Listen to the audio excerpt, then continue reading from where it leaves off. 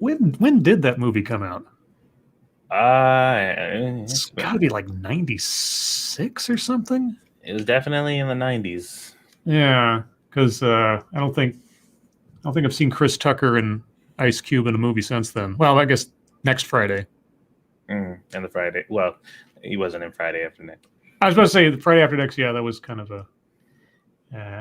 By the way, guess what? What? It's Thursday.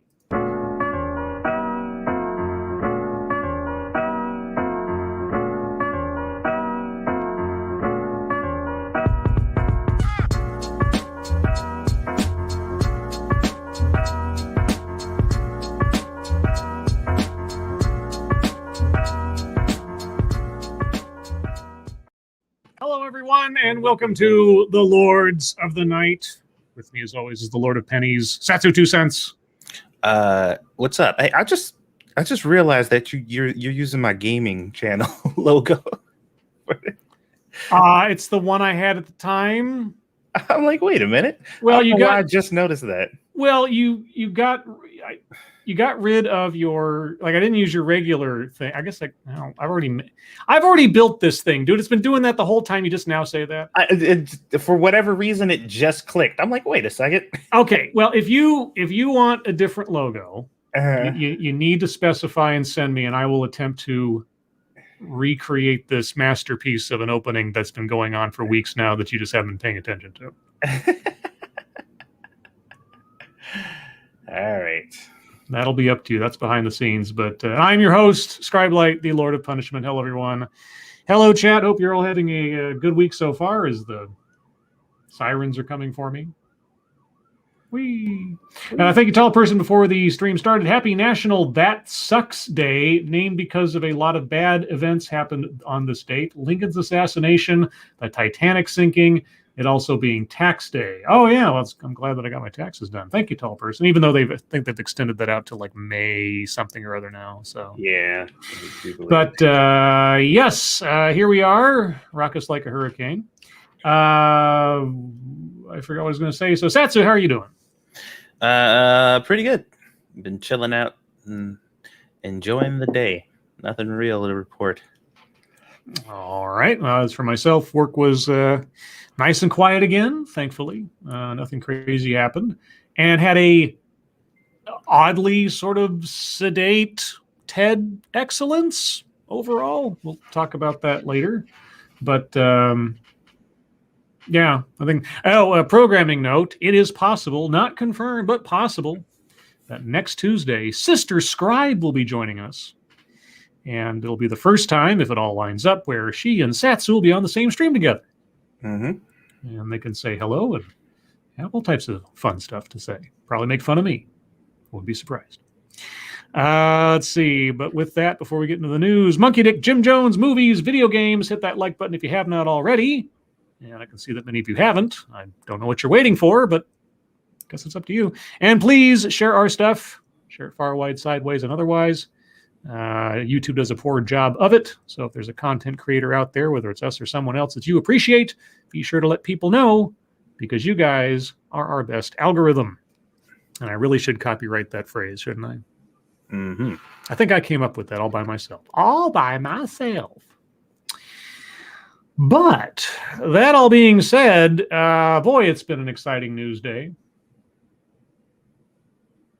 Yeah, exciting. That's the word. Hasn't it, though? Let's get into it. I might have to refresh some people's memories here, because God knows mine had to be. Do you remember, by any chance, that story from last year about Russian bounties for dead U.S. troops? Nope. Well, there was a story that was going on for quite a while last year where Russia had put bounties on the lives of U.S. troops to be paid to Taliban members while we're, running around in Afghanistan. And there was press outlet after press outlet after talking head going like, Trump's not talking about this. What does Putin have on him? This story's been confirmed by the Wall Street Journal. This is a terrible thing. Trump's not doing anything about it. Well, before I get into that, I'm going to try something that I should have known I could do previously, but I just didn't. And that's this. Thank you. This is Kyle. Hello, chat people in Lawton. Hello, Kyle. You see that? Oh yeah. Yeah. I keep seeing people do it on streams, and I'm like, I should be able to do that, right? It's like, oh yeah, I can do that. So I'm going to attempt. I promise I will try to remember to do that from now on for super chats or other comments and things that pop up. But I can't promise perfection because it's not quite habit yet, and I'll have different tabs open, but I will do my best. But anyway, yeah, remember those Russian bounties for dead U.S. troops? Biden administration says the CIA intel is not conclusive. The Biden administration made clear Thursday that the CIA has only, quote, low to moderate confidence in its intel on alleged Russian bounties for U.S. troops. This was gospel last year. This was CNN, MSNBC, Wall Street Journal, New York Times, Washington Post. Everybody was like, oh my God, this is happening, and Trump's done nothing about it. And Putin must have something on him to leverage him to not do anything about this. Let's see. Washington. While he was campaigning for president, Joe Biden treated as fact that U.S. intel agencies had determined Russia had paid the Taliban to kill Americans in Afghanistan. Quote, I don't understand why this president is unwilling to take on Putin when he's actually paying bounties to kill American soldiers in Afghanistan, Biden said of President Trump, speaking to Kristen Welker of NBC News during the October 22nd presidential debate. Such a definitive statement was questionable even then. Really? Because you and your guys sure as hell weren't paying a question about yeah. Thank you, Drew W. We had bounties on our heads back in 2004. This either wasn't news or it wasn't active. And it wasn't any more a danger than it ever was before. But the fact that all the news outlets and Biden were treating this as, like I said, gospel. This is true. There's no question about it. This is happening.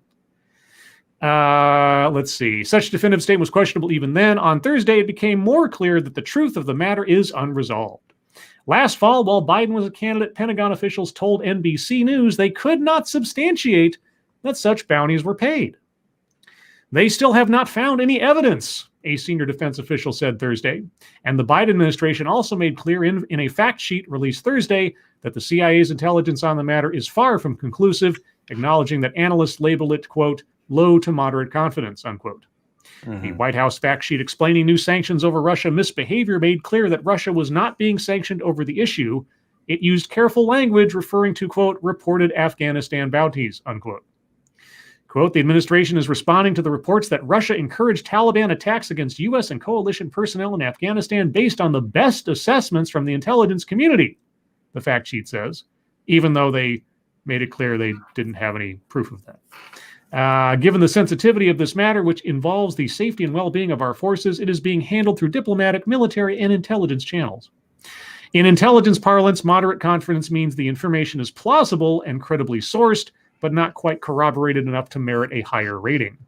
Low confidence means the analysis was based on questionable or implausible information, or information too fragmented or poorly corroborated to make solid inferences.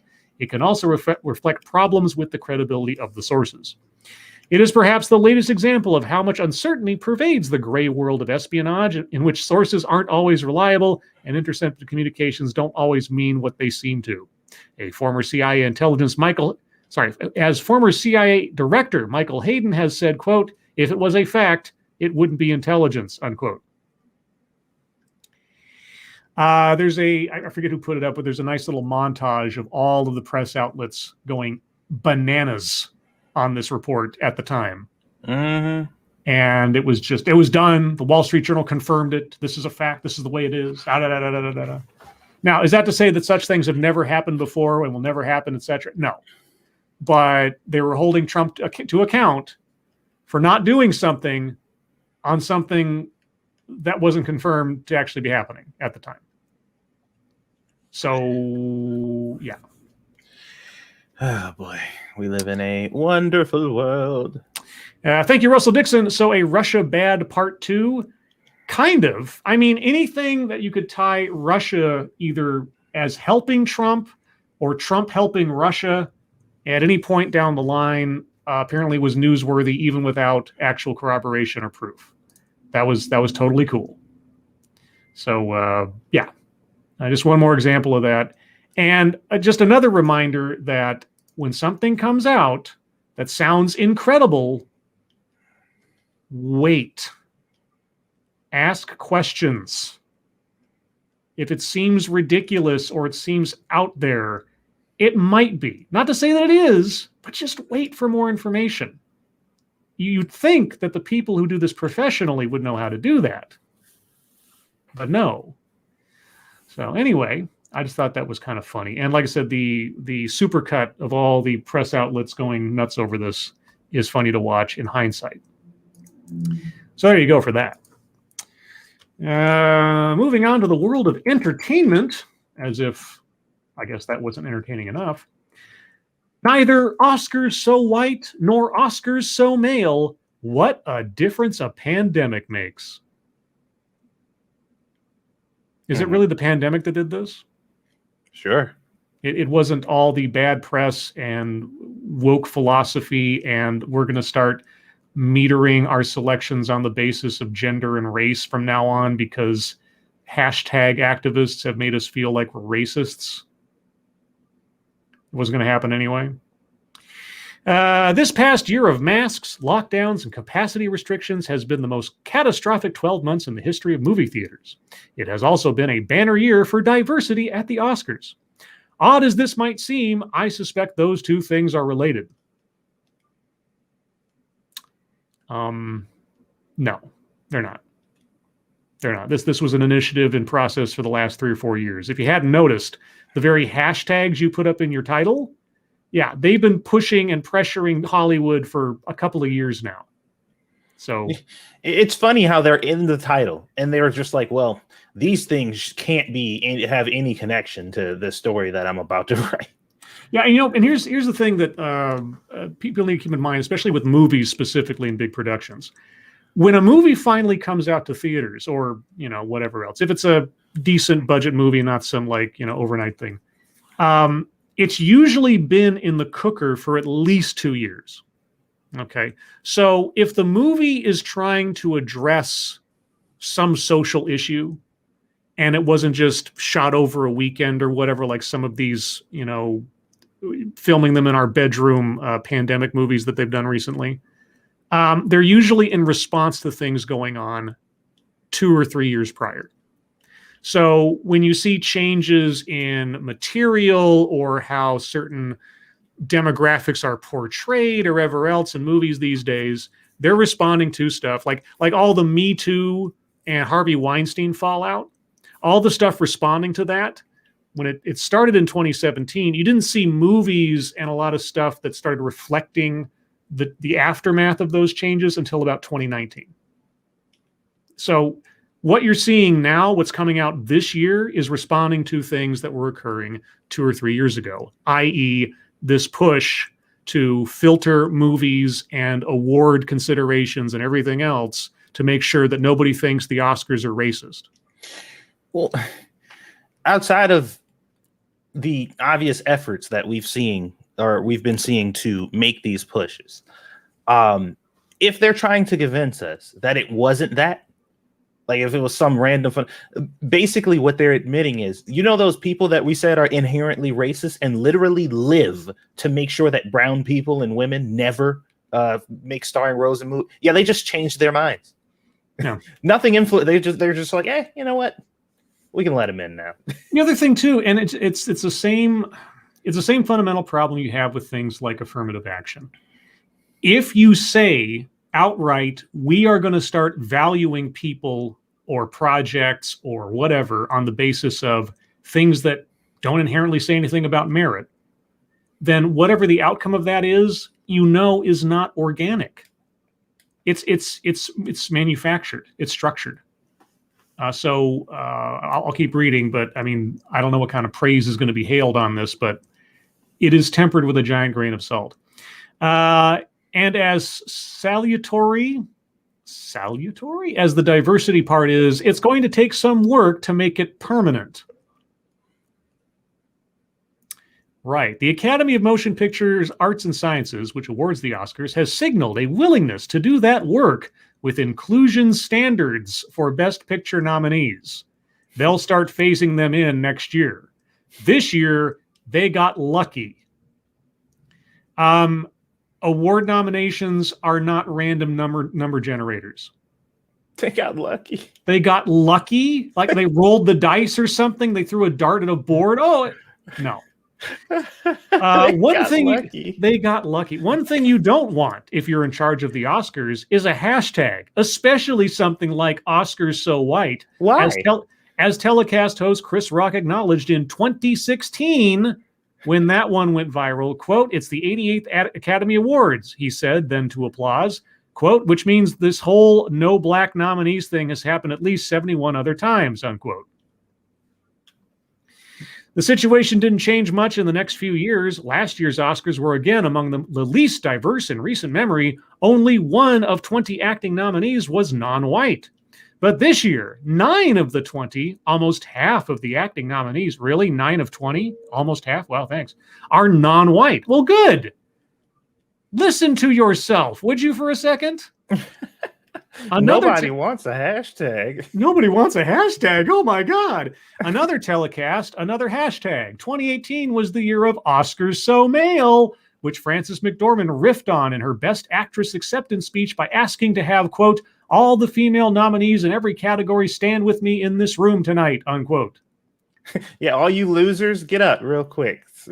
Dozens of women stood as the crowd cheered, but again, it didn't initially have much effect. Last year, just as in 86 of the 91 previous years, not a single woman director was nominated, even though McDormand had closed out this speech urging her colleagues to insist on women behind the camera by adding a clause to their contracts called an inclusion writer. Hello, are you the inclusion writer? Yeah. No. So now we're by forcing movie companies in contracts to put people of a specific demographic into certain jobs. That'll show them that they've got the talent. We're definitely on the right track for some good old-fashioned organic diversity by literally forcing companies by threat of financial ruin to do what we say or else. Isn't change great? But McDormand took her own advice. When did she do that again? In 2018? 2018. Okay, so it took her. Okay. But McDormand took her own advice, and this year, what a difference a pandemic makes. She produced as well as starred in No Man's Land, a film based on a book by a woman featuring the stories of quite a few women, and scripted, edited, and directed by Chloe Zhao, who, for the first time in Hollywood history, is a woman competing with a second woman in the directing category. Wow, what are the odds? Satsu, I ask you, what are the odds that, gosh, the Oscars just got lucky? I mean, the woman who stood up on a stage and shamed all of Hollywood for not having enough female directors, the movie that she produced with a female director ends up on the Academy list? Holy cats. What are the odds? It's a miracle. As for the unprecedented number of actors of color among the nominees, it represents a remarkable moment of recognition. Does it, though? There were the nominations for vibrant performances in the true stories of celebrated African-American figures. Daniel Kaluuya, I'm messing up that name, and Lakeith Stanfield, each a Best Supporting Actor nominee as, respectively, Black Panther Fred Hampton and the informant who set him up for assassination in Judas and the Black Messiah. Andra Day as Best Actress for playing blues legend Lady Day in The United States versus Billie Holiday. Leslie Odom Jr. for Supporting Actor as Sam Cooke in One Night in Miami. And there were nominations for acting as fictional characters, too. Oh, really? A blues singer and her trumpet player in Ma Rainey's Black Bottom. Jesus Christ. Earned Viola Davis and the late Chadwick Boseman nods for Best Actress and Actor. Yoon Ya-young received a Supporting Actress nomination as a feisty grandmother in Minari. the story of Korean immigrants in Arkansas. Riz Ahmed became the first Muslim Best Actor. That's a religion, not a race. I don't know if you're aware of that. Best Actor nominee playing a heavy metal drummer who suffers hearing loss in Sound of Metal.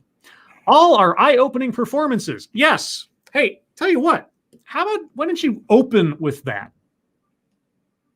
Why didn't you open with that without preambling all of this by saying, hey, look at all the skin colors. Now let's talk about their actual performances.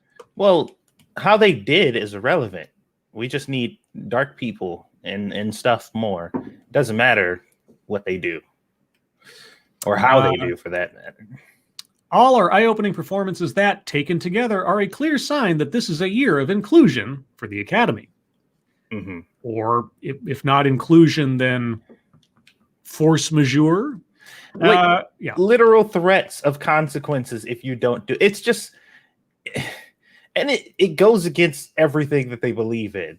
It's just like, well, despite heavy resistance, the fact that this man has her at gunpoint or whatever, she's clearly consenting to whatever it is he's trying to do. Clearly. You open this up by telling us that it was bad publicity through hashtags that made this start.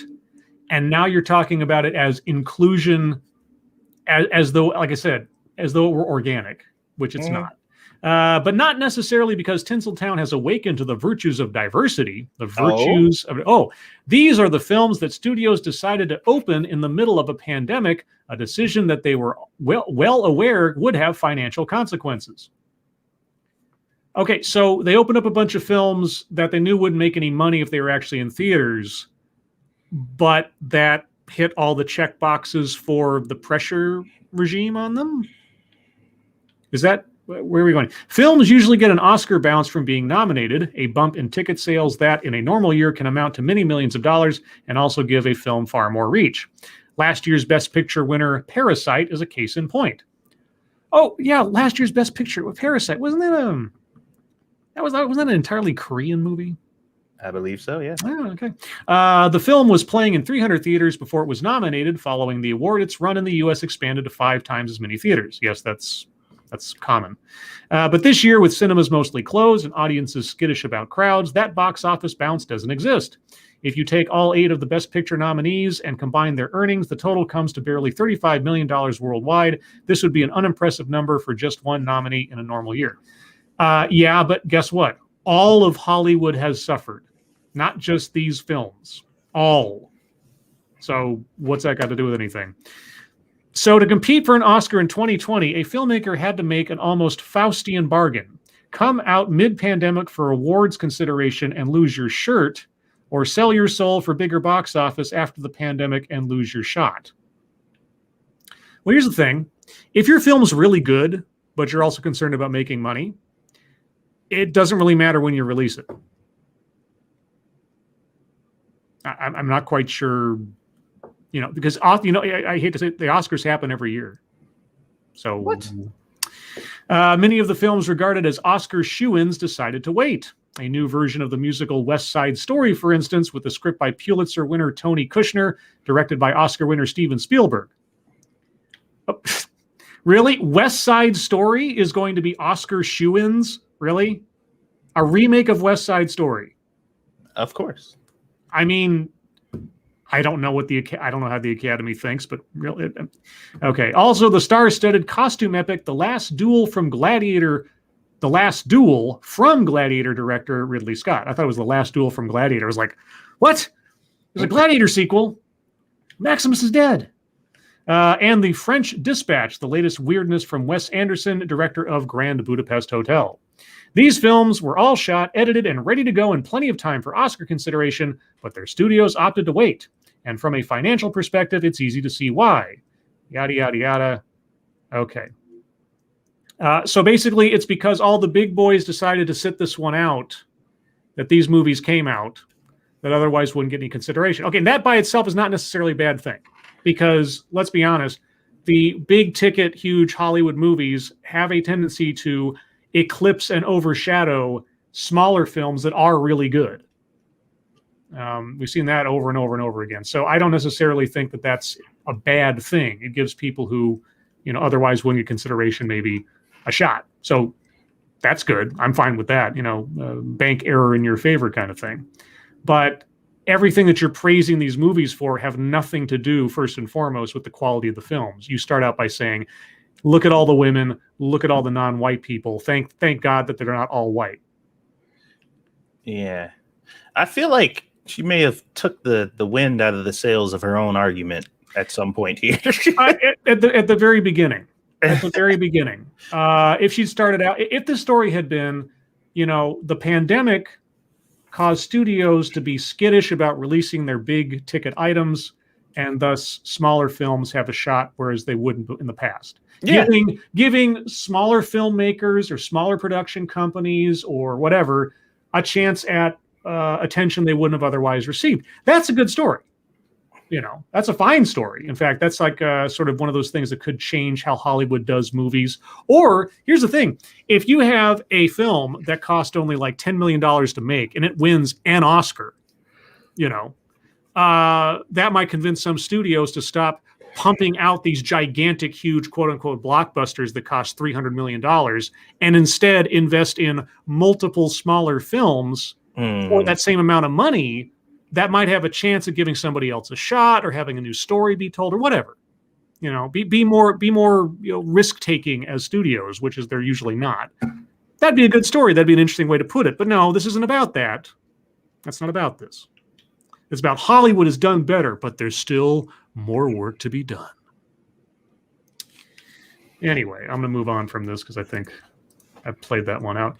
Let's see. Let's move from entertainment back to the wonderful world of immigration. Yeah. Fake immigration lawyer sentenced to 20 years.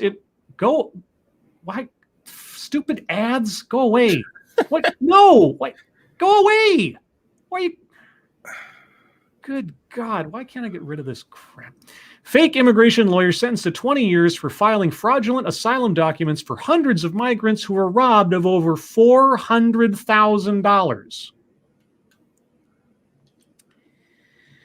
Elvis Harold Reyes was sentenced to 20 years and 9 months in prison by a Florida federal court Monday. Reyes tricked undocumented immigrants into believing he was an attorney and filed fraudulent asylum documents. At least 6 victims were deported, and another 6 have deported. My brain's melting with all these ads. I'm going to close this out in a minute. He pleaded guilty to mail fraud and aggravated identity theft. December 15, 2020, Reyes targeted immigrants from Spanish-speaking countries who were in need of Florida driving licenses to work author. Okay, I can't do that. My brain is melting looking at all these ads. I'm done. Anyway, can you imagine that? Desperate people taken advantage of. I do have an ad blocker. I have ad blocker on. It's not working. So, or something, or at some point, for God's sakes, it's doing it again. Stop it. Anyway, I was going to talk about, until my brain melted with all the other stuff.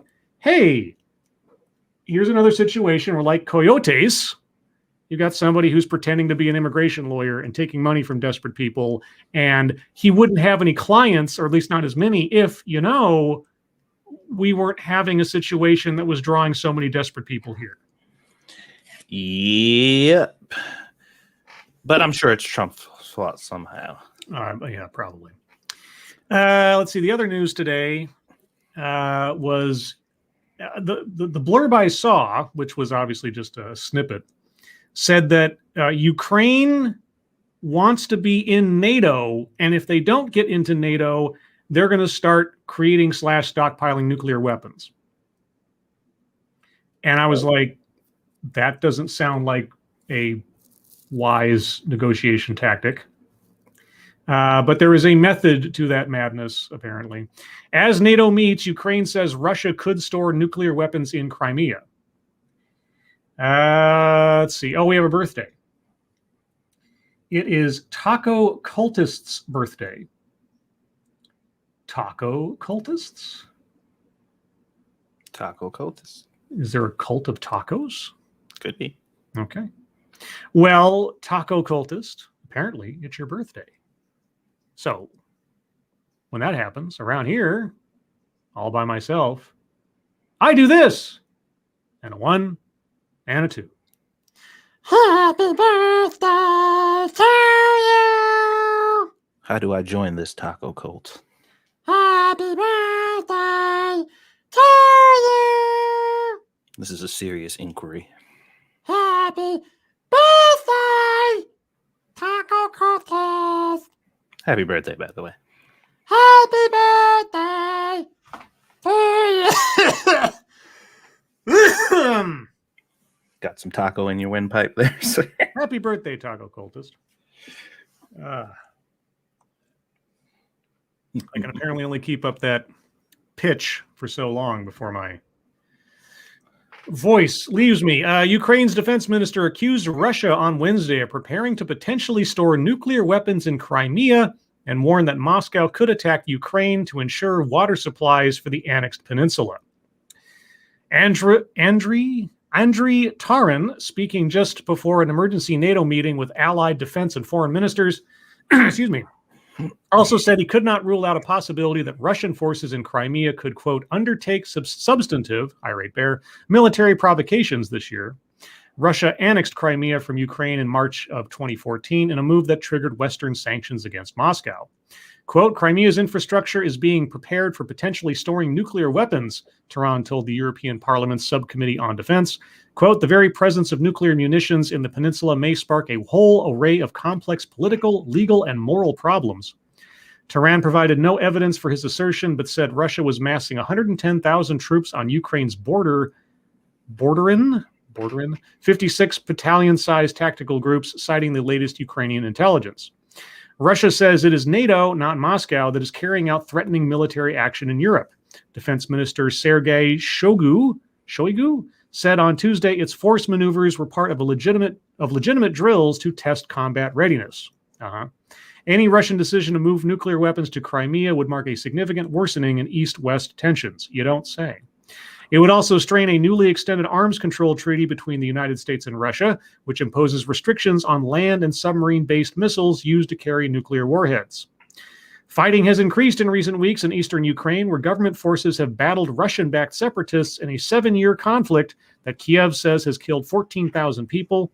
NATO says the number of Russian troops massed on Ukraine's borders is the highest since 2014. This all sounds great. For Washington and its European allies, Ukraine is the highest profile test of a decades-long policy to build a ring of Western-aligned democracies on Russia's western flank, though it has not offered Kiev membership of NATO or the European Union. U.S. Secretary of State Antony Blinken in Brussels to discuss strategy with allies referred to a, quote, massive military buildup, unquote, of Russian troops. He said NATO would, quote, address Russia's aggressive actions in and around Ukraine, unquote, without elaborating.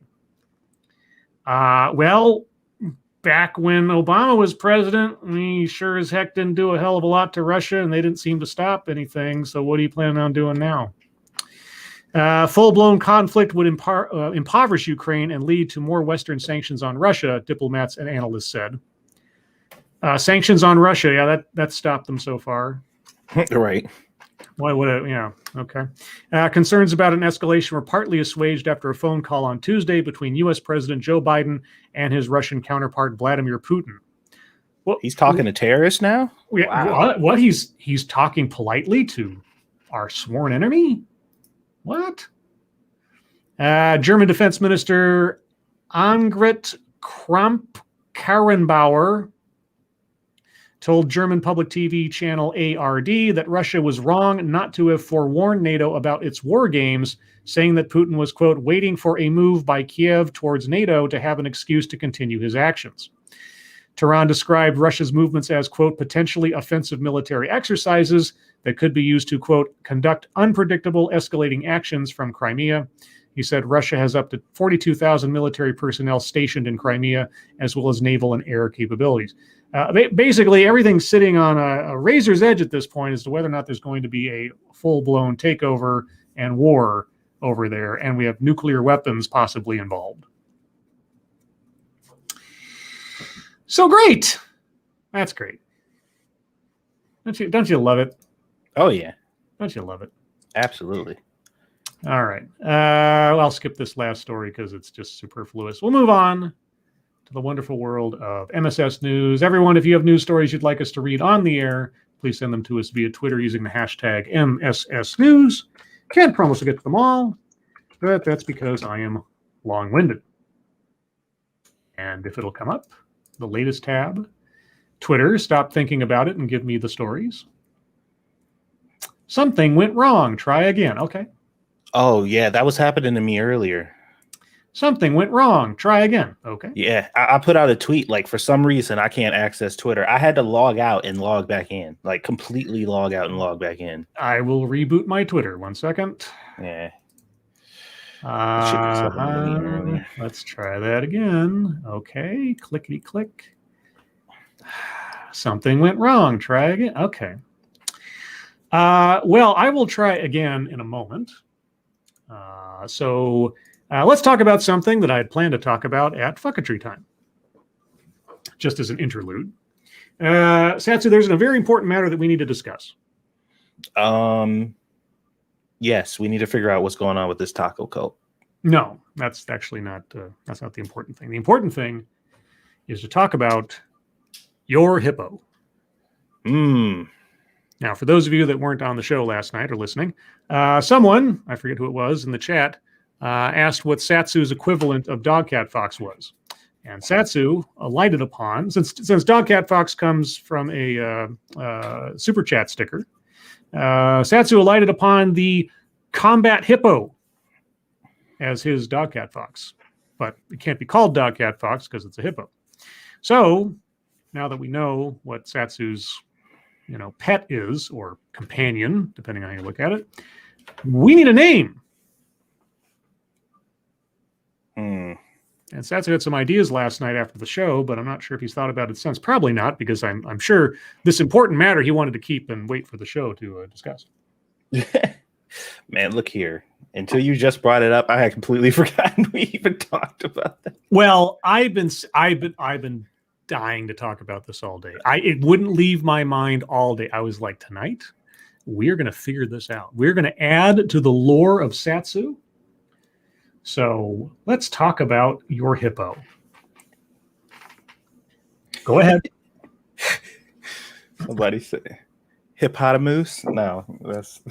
Well, there was you were saying something about like my silly name was Hippocampus because he was in camouflage, and I thought of CS:GO or Counter-Strike, like camper. But you said something like hypocrite or something to that effect. Yeah, because. But then again, do I want to name my pet after something I hate? I mean, mine was pretty easy because it was like the confusion over, what the animal is, a Dogcat Fox. So I don't know. The Commando Hippo. Yeah.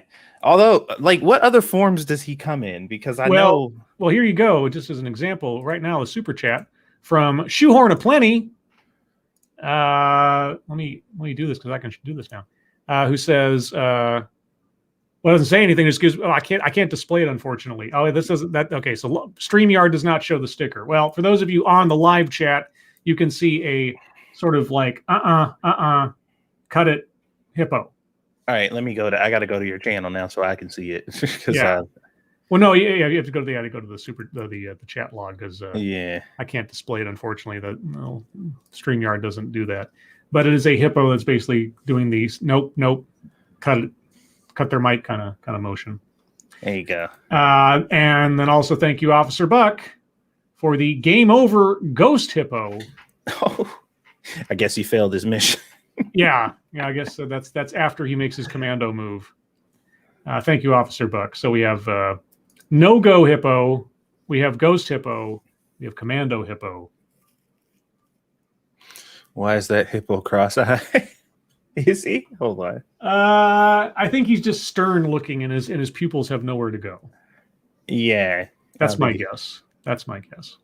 And the other one doesn't have eyes at all. Should All it be related to food or anime? Hey, Hippo-san. What's hippo in Japanese? Oh shit! All right, Yeah. Okay. Let's start there. What's hippo in Japanese? And thank you, Resolute Germ, for the next time shaking fist hippo. And thank you again, Shoehorn of Plenty, for the one-up hippo. Thank you so much.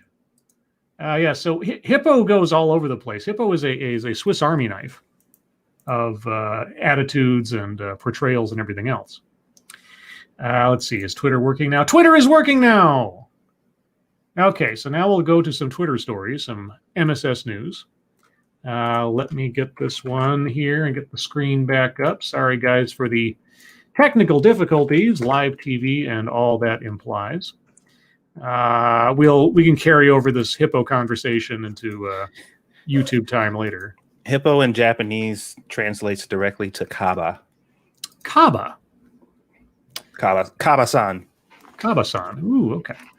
We'll think about that. This one comes from Froggy. Port Authority cops rescue Pomeranian pooch from escalator. I mean, I like that story in that the pooch was rescued. A dog got its paw stuck in an escalator. Oh no, at a New Jersey path stop. But the pooch was rescued by some fast-acting Port Authority cops who even paid the pet's cab fare to an animal hospital, officials said Thursday. Get all these ads, go away. The Pomeranian named Scott got its back left paw caught in the people mover at the Journal Square stop just after 1 p.m. Wednesday. After the pup loudly yelped and his owner screamed, the officers jumped into action. Quote, "I didn't have a second thought when it came to cries for help," said one of the responding cops, Officer Anthony Manfredini. The officers stopped the escalator, pried open the grate, and quickly pulled the pet to safety, according to authorities. The dog needed medical attention for the multiple cuts on its leg, but the owner had no way to get Scott checked out. So the Port Authority cop stepped up again, flagging down a taxi and paying the cab fare for the two to go to the closest animal hospital. Quote, "Many of us are dog owners ourselves and know that your pets are like family to you and therefore members of our community too," Officer Andrew Vignapiano said. Vignapiano? Okay. Interesting names. So good. Saved a puppy. We like saving puppies, right? Mm-hmm. Okay. Let's see. And moving on. If Twitter is going to cooperate now, are you gonna crap out on me again? No? Okay, good. This one comes from Frosted Glass, but it's a CNN story. Let's see. The pipeline that President Biden needs to stop. Okay. Let's see. Oh, this is written by Ilhan Omar. Uh-oh. You remember Ilhan Omar? Yeah, pillar of ethics and truth. By the Mississippi River headwaters, the mighty river running through the center of our country and powering much of Minnesota, is a small, clear stream. Its bends hold marshy reeds surrounded by towering pines. It's one of the places where traffic noise is a rarity and the forest looms large. Lately, however, the sounds of heavy equipment and excavators prepping the ground to transport tar sands oil under the riverbed echo through the wetlands.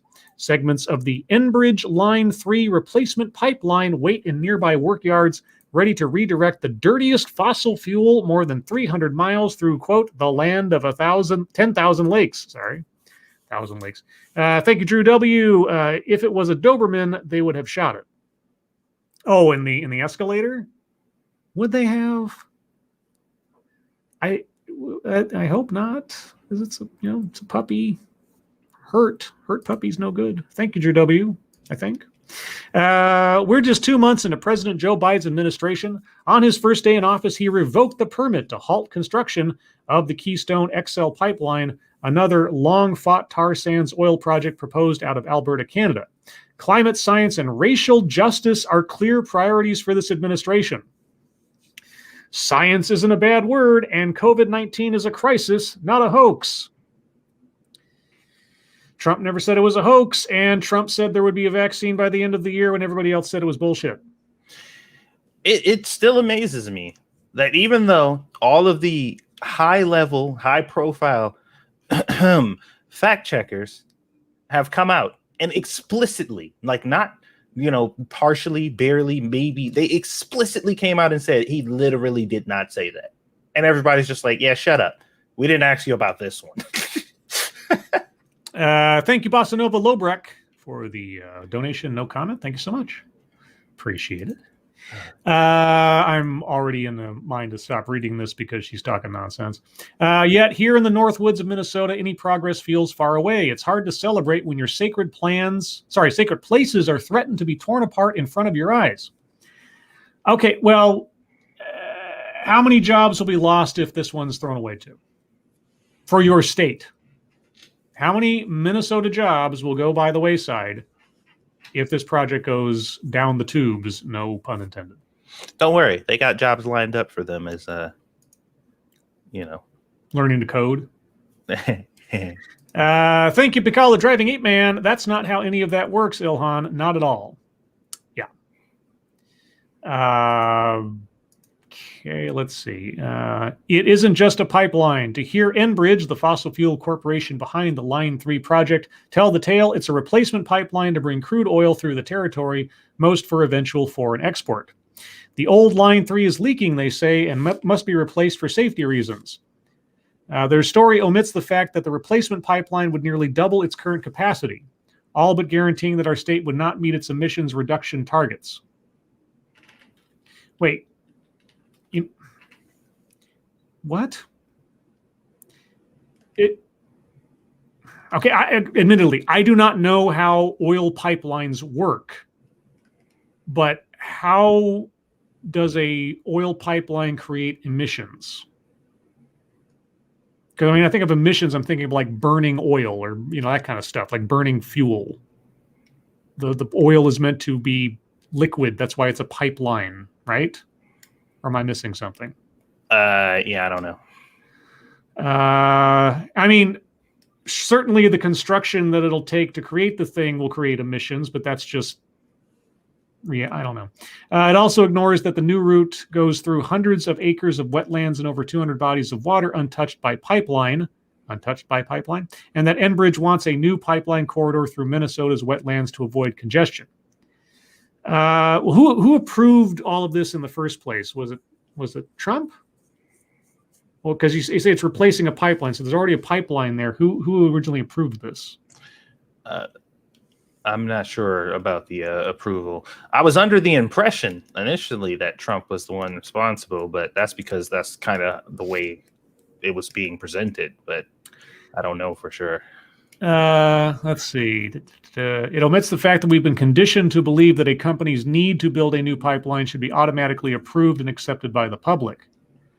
Okay, well, when they say that the current one is degrading, are they wrong? Should they just remove that one too and not pump any fuel through your territory or whatever? And maybe I'm missing something here.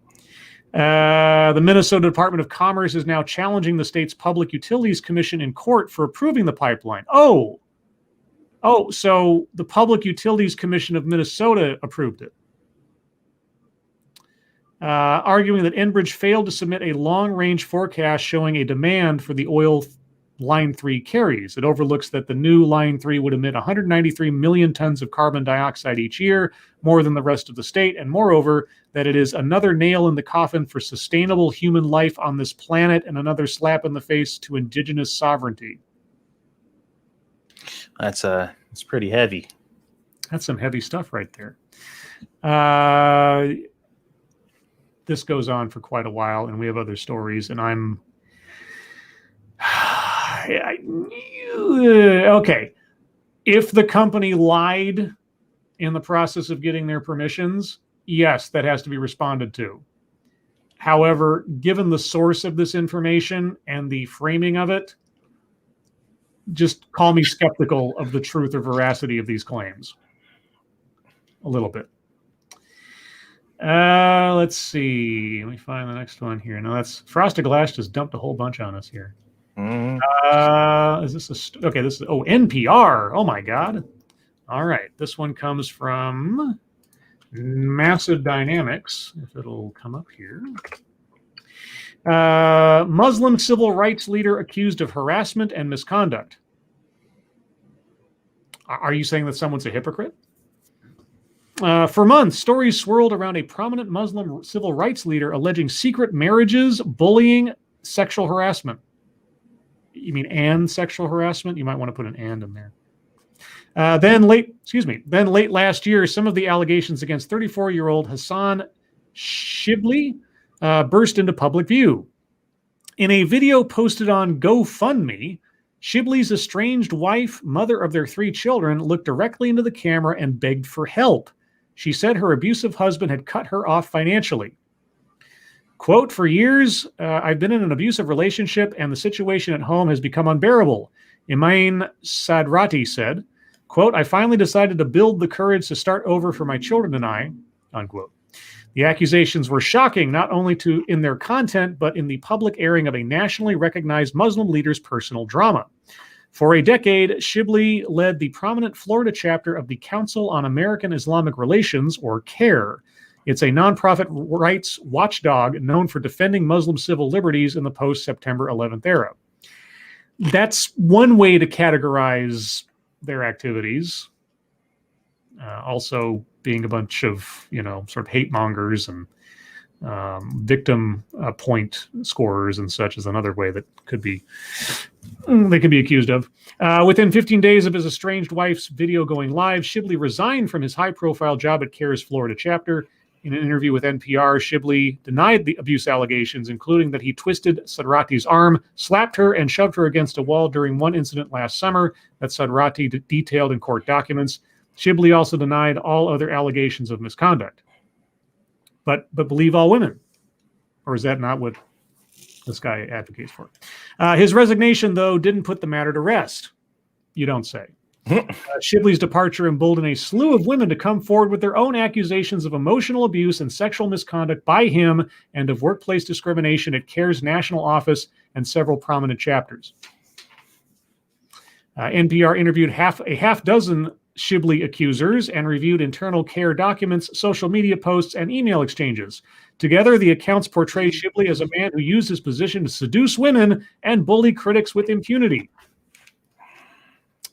Shibli's critics say his alleged actions were shrouded by a culture of silence rooted partly in Muslim taboos about discussing personal scandals and partly out of fear that the fallout would fuel vicious anti-Muslim hostility.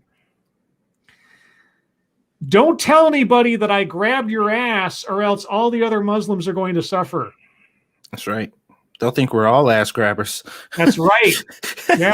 You don't want my actions to come down on everybody else, do you? That's right. Now turn around and bend over. When concerned parties brought allegations to senior CARE officials in Washington, D.C. and Florida, former employees said there was little, if any, follow-up action. They said leaders were aware of some of the allegations as early as 2016. Gosh, in this case, a religious organization of a kind covering up sexual misconduct? I'm shocked. Don't worry. Only God needed to know. I'm shocked. Let's see. In 1994, a handful of young Muslim activists in Washington, D.C. decided to push back against what they saw as the growing demonization of Islam in politics and pop culture. The result of their organizing was CARE. Nearly 30 years later, CARE has grown into the largest and most recognized Muslim civil rights group in the U.S., with some 33 independently operated chapters nationwide. Oh, so it's franchise. Okay. CARE leaders show up on TV to defend Muslim civil liberties, and they speak out against anti-Muslim hate and authorities targeting Muslim communities. Yeah, and they also criticize places like Charlie Hebdo and the Dutch cartoon artists and everything who were murdered or threatened or everything else for drawing the Prophet and so on, and defending brutality against people who would offend them. Mm-hmm. Now, of course, those are individuals and individual chapters and so on, but they've also done that in the past too. So everything else aside. Yeah, okay. Well, not all Muslims are to be held to account for this guy being a skis. That's just the way things are. But I would not be surprised if the threat of retaliation or this will look bad for our community or something was used to try to keep silent whatever this guy was up to. I would not be at all surprised, because that's That's just human behavior, whether it's charitable or not. Moving on. Okay, I'll do this one, and maybe one or two more. We'll see. This one looks like a while. This one comes from Tarcata, and if the headline is any indication, oh boy. Popular North Carolina teacher trying to rob Mexican drug cartel in Alamance County killed in shootout. Trying to do what now?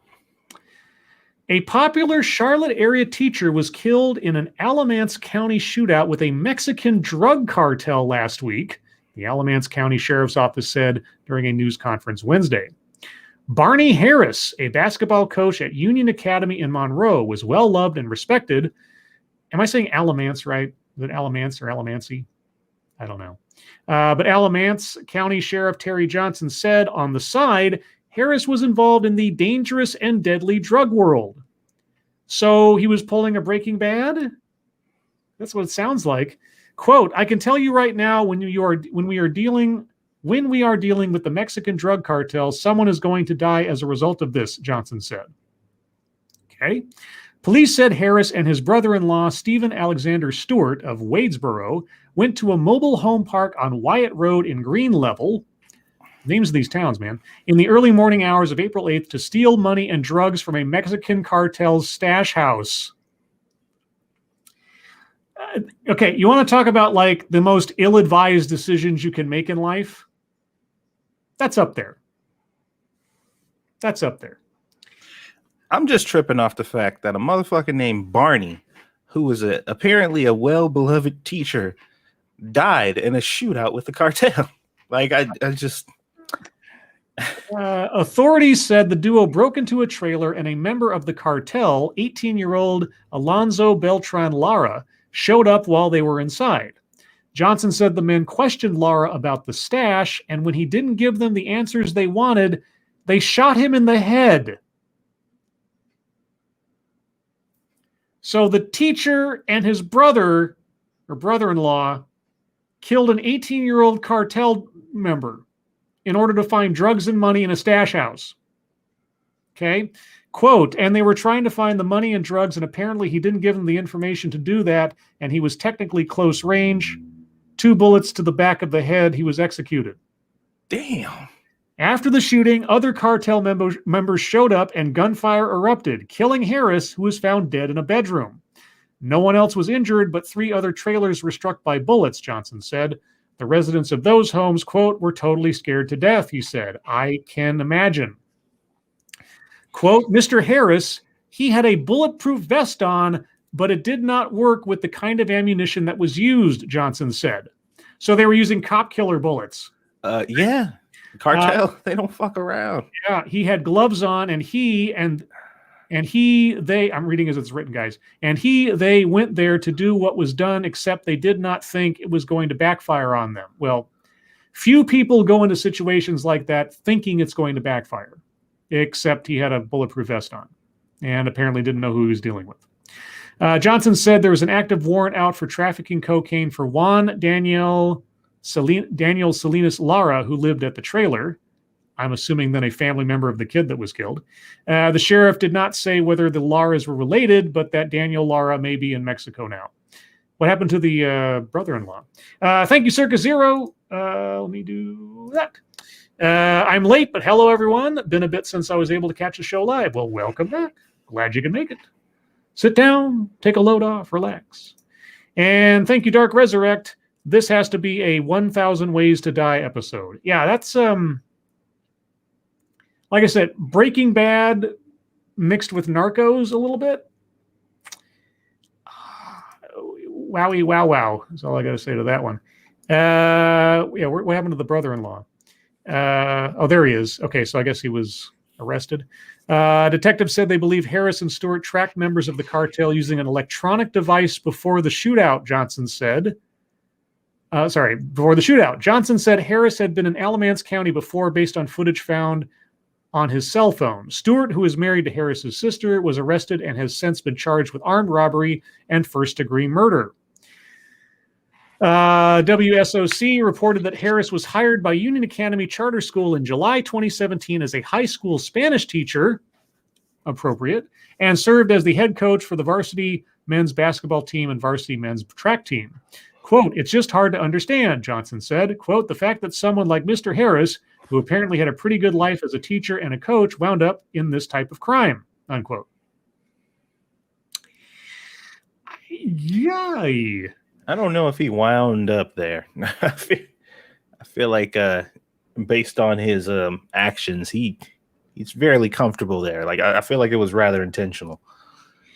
He added that he feared for the family in Wadesboro, saying the cartel, they're going to pay someone back, unquote. Oh yeah, this ain't over. Definitely, that shit don't just end like that. Yeah, that guy was putting more than himself at risk, and so was the brother-in-law. Johnson said many people in the trailer park where the shootout took place have surveillance cameras and, quote, saw some things. He said the cameras helped investigators piece together what happened. I don't know that I would have put that into the public domain.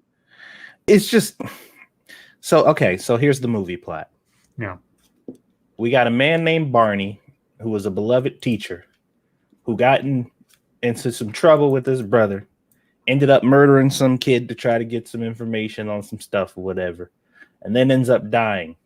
And then the people find the footage through trailer park surveillance. I got the title for you. Are you ready for the movie title? Yeah, let's see. Okay, and it's going to star Denzel Washington. Okay. Wait, no, should it be done? Okay. No, hold on a second. I gotta make this right. Hold on a second. I gotta check something real quick. By the way, guys, Scribe takes this shit very seriously. Okay. It's gonna start Samuel L. Jackson. Okay, it's Samuel L. Jackson, and it's gonna be called Coach Cartel. Coach Cartel. Coach Cartel's Barney's Revenge. Thank you, Pecoraro, the driving 8-man. They were reenacting a scene from The Substitute 3. Hey, Tom Berenger, man. Wait, was that Tom Berenger or was that Treat Williams? I think that might have been Treat Williams because I think Tom Berenger only did the first two, didn't he? And then it was like Treat Williams thereafter. Yeah, I think it was Treat Williams. Anyway, this is movie plot, Netflix special something. Johnson said details were not released sooner because, quote, "it's very challenging to do an investigation of this depth," unquote. Deputies also found about 2 pounds of cocaine in the trailer along with $7,000. Quote, "I am still worried about some retaliation because the Mexican cartels, they don't forget," Johnson said. Quote, "they're going to pay someone back, and that concerns me a great deal as sheriff of this county." So why did you even imply that the people living in the trailer park, quote, saw some things? I mean, seriously, dude. Let's see. Johnson said he was concerned about the growing drug trade in central North Carolina and blamed the, quote, "open southern borders," unquote, for escalating drug trafficking. The open southern border? There's no crisis at the border. The I-85, I-40 corridor has caused Alamance County to be a great place for them to deposit their drug stashes, Johnson said. The sheriff said that since February 19th, $2 million in drug money has been taken off the streets in Alamance County alone, and 129 kilos of cocaine have been seized. And you know, for every million and every kilo that they actually get their hands on, there's a ton more that doesn't get found. "We've never seen so much cocaine in this county," Johnson said. Oh, that's just a recipe for disaster. What a nutbag that guy was. Okay, well, maybe something like that will get the feds involved and maybe do something. I don't know. But porous borders and oh boy. Anyway, I'm going to move on, guys. Sorry, Nick didn't get to more stories. Appreciate all the submissions. Any thoughts on your hippo's name yet? I'm not sure. I know I like it seems like the chat is okay with settling on something weeby. So, whatever the Japanese, Karasan or whatever it's called. I think it was Kabasan. Kabasan Commando. Kabasan Commando. There you go. All right. Well, we'll let that go. Thanks, guys, again. We're going to move on to YouTube time. I got a little bit to talk about, but I'll wait. Satsu, what have you got? For the YouTube stuff, editing. Lots and lots of editing. I did what I said I was going to do, and I got some editing done, and that was fun. I shipped off a video card to my friend so he can set up my crypto mining rig, which I'm kind of excited for that revenue to start coming in. That'll be a little nice kind of side thing that's going on. What else? What else have I been up to? That's kind of it. Studying for my ServSafe certification test, and just kind of chilling out. Cool. Well, for my part, I put together the theme for tonight's show, which is The Fast and the Furious. Apparently, there's a new trailer out for the next movie, and in this one, they go to space. Because where else do they have to go with that series at that point? I don't know what happens after space, but maybe they'll go into the microverse. I don't know. But anyway, so the Lords and the Lordius. Aside from that, I did my TED Excellence today. Today, did the one that, actually won the poll I put out, the little straw poll, and that was election reform.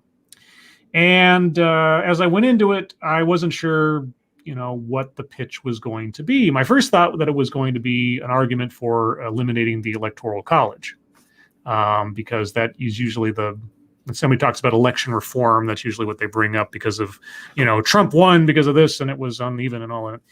It wasn't. It was basically a 10-minute, fairly repetitive sales pitch for mail-in voting, using Colorado as the golden example of as the lady told it, she almost said it was a perfect system, which doesn't exist, but she was using that as her example of how to do it right, and that states that require people to wait in line for 6 to 7 hours and cause a whole bunch of obstacles to their ability to vote, that should be done away with, and so on. And I agree. As few obstacles as possible to allow people to vote should be policy.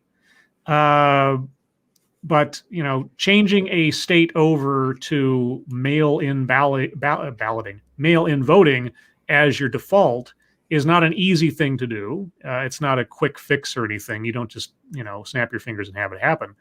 I suggested, and I've suggested in the past, that a relatively easy first step would be to try to encourage states to just extend the amount of time available to vote. Because in states that have mail-in voting, I think you receive the ballot like a week or two before the election. And then you can take all that time to, make your decisions or, do some research and vote as you please and so on. Why not just extend election day to election weekend or election week or something?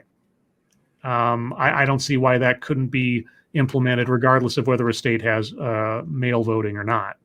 But anyway, it was a fairly mild presentation. It was just somebody being a cheerleader and an advocate for mail-in voting. And there you go. Okay. Nothing overly controversial. It wasn't your usual TEDx with a lot of out and out nonsense. It was just a little obviously slanted one direction. That's all. I don't know how informative it was. It wasn't anything I hadn't heard all over the course of 2020 with people talking about mail-in voting and everything. And the one thing, though, that she brought up at one point that still annoys me is people framing everything around the pandemic as though the pandemic is going to be a perpetual state of being forever, and therefore we have to do everything to, et cetera. Yeah, I get irritated. People keep using the pandemic as a crutch or as an argument for something that's going to be a long-lasting change to whatever, because it's not a good argument. It really isn't. So anyway, that was my TEDx. I don't have any specific plans for Sunday yet. I haven't really thought about it, honestly. I've had a bunch of other things going on to keep my mind distracted. But I will let you guys know as things proceed. Now, tomorrow, for those of you keeping track, is Friday.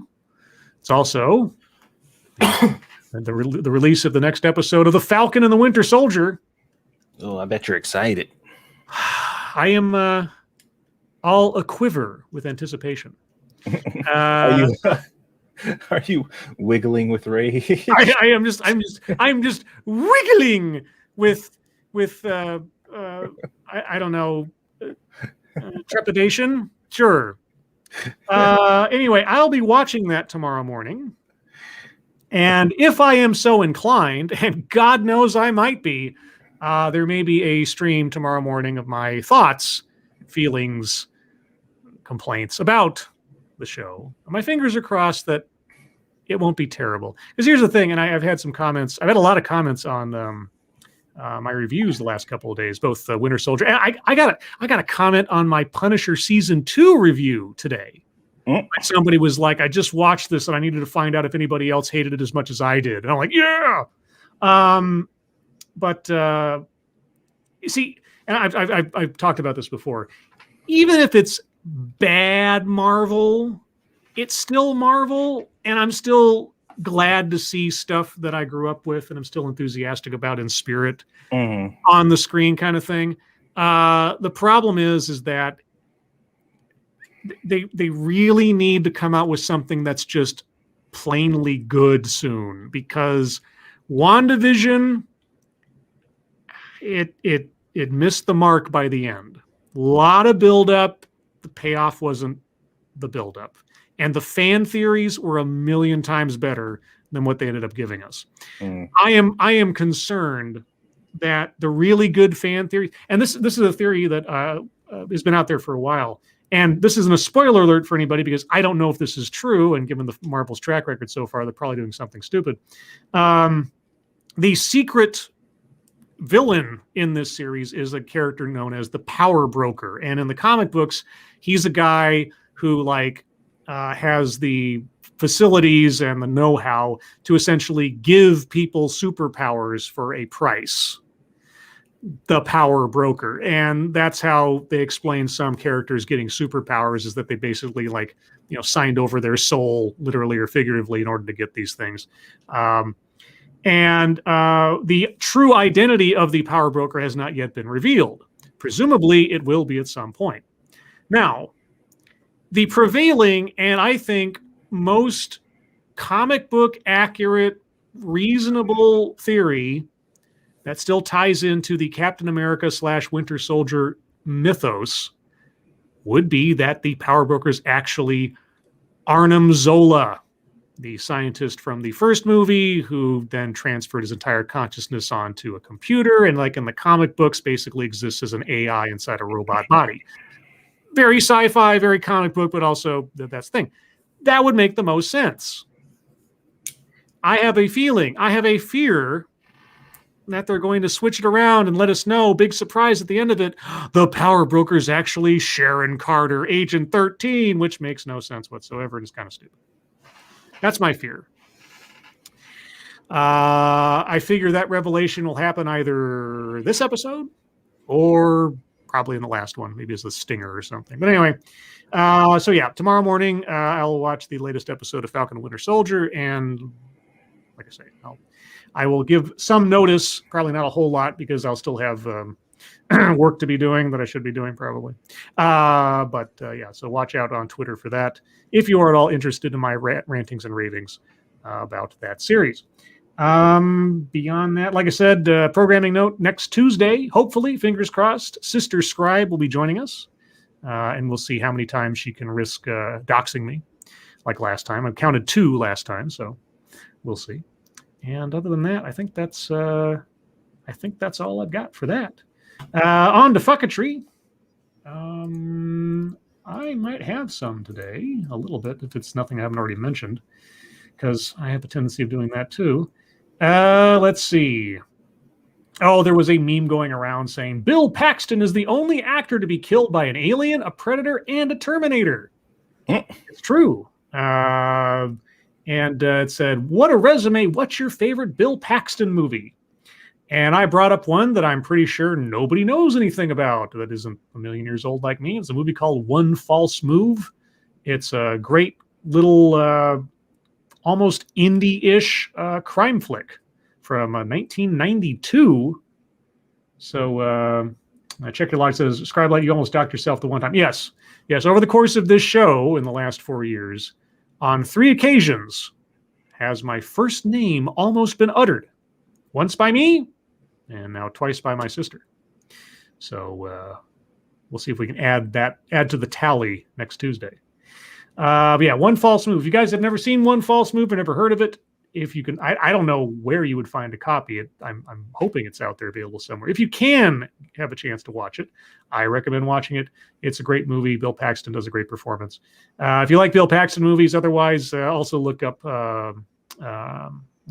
Frailty? Look up Frailty. And I think it's one that he directed himself. It's called Traveler, where he plays one of a family member of con men. That's actually a real thing in reality. Let's see. Oh, there was a who's this guy? Is he an MSNBC guy? Yeah, MSNBC analyst Matthew Miller tweeted out a picture of himself today, and it said, "Did not quite anticipate the wave of euphoria and emotion that comes with that first shot. Go get your vaccine, folks. Best feeling you'll have had in a year." And I said, we've secretly replaced Matthew's regular COVID vaccine with a dose of overblown self-congratulation. Let's see if he notices the difference. Yeah, and most people that responded to him otherwise were saying, like, I just felt feverish and kind of sore for a day. I don't know, maybe somebody gave you like heroin or something. Yeah. Other than that, oh, of course, there was the video of little Aaliyah and her mac and cheese. That's not really fuckatry, but it definitely gave me a smile. Oh, I hear a squishy. Yeah, she's going to bed. Night, squishy. What'd you say? Well, she was telling me don't forget to put the food away, but she just walked right past it because she's about to go upstairs. I'm like, why you ain't put it away? Bitch, I've been working all day. I'm still hurt by your comment. Oh my God. Wow. Look, okay. All right, she brought it up, so now we got to talk about it. Okay, go ahead. So, not a lot, but they're there. Squishy made some chicken Alfredo. Mm-hmm. And she used like ragu jar Alfredo sauce. Oh, no. And she had asked me what I thought about it while I was eating it. And I was like, it's fine. Yeah. And she was like, okay, what's wrong? Like, what's the issue? And I'm just like, I don't know, man. Something ain't right. Like, it just don't taste like your usual stuff, because anytime she makes food, like Alfredos and stuff like that, she got that Tuscan chicken that she makes or whatever. She's always made the sauce herself from scratch, and it's fucking amazing. But this time, she didn't. She just used the jar stuff, and I'm just like, I can't tell you that it's great because it's not. Like, it's fine. It's just like, it's jarred Alfredo sauce. Like, what am I supposed to do? So she was just like, wow. Like, I spent all this time cooking for you, and I'm like, but you want me to lie? I could lie to you, sure, that's easy, but you are a ungrateful house bitch. Oh, the house bitch. Now there's a movie title. Satsu 2 cents stars in I opened that jar with love. Mm-hmm. Tell her the taste was jarring. Creamy white love. I don't know. Like, look, here's the thing. Like I said, any other time she made her own like Alfredo sauce or just like a creamy sauce for something, it was fucking delicious because she bought all the ingredients and she made it from scratch, and it was amazing. And after eating that, she's like, how's this jarred shit? And I'm like, it's It's fine. Did it make it worse that we have the ingredients for It did make it worse that we have the ingredients and you still use the fucking. I mean, but you bought them, so I didn't expect you to like throw them away. See, we got real life fucketry now. But that's the one thing I can't do. Like, I can't. If you ask me how food is and you give it to me, I'm gonna tell you what I really think about it. And so I'm just like, if you ain't confident, like, don't ask me what I think, because I'm gonna give you the Gordon Ramsay answer. And I would be trying to be mean. I just like, how you gonna get better or improve it if I'm pretending like it's good? You know, that ain't gonna help you. Tough love. Tough love. She gonna be mad at me too when Aaliyah start cooking. Oh yeah. Daddy, how is this?